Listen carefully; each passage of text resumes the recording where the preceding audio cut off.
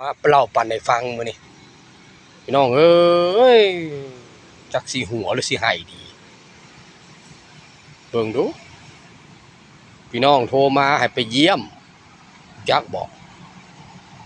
ไปเยี่ยมผมก็ไปเยี่ยมแล้วไปเยี่ยมผมก็ไปนั่นน่ะหัวหน้าโรงพยาบาลก็เนาะคนสิไปเยี่ยมคนไข้มันก็ต้องเบิ่งแล้วเนาะ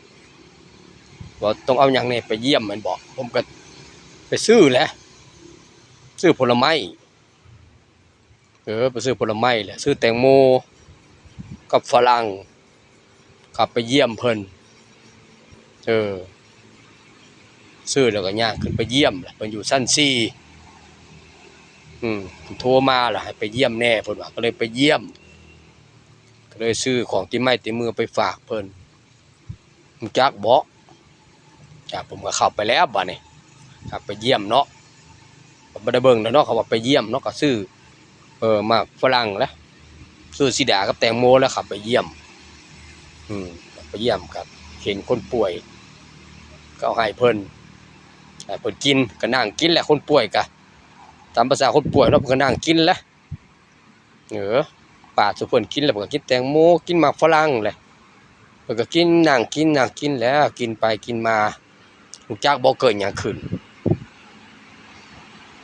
รู้จักบ่พยาบาลมาได้บัดนี้พยาบาลมาแล้วบัดนี้กินไปกินมาพยาบาลมาได้บัดนี้มายังรู้จักบ่มาให้แล้ว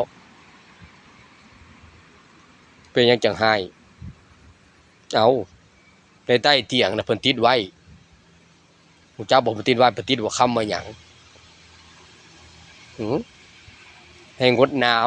ำงดอาหารผมก็บ่ได้เบิ่งซะแหละ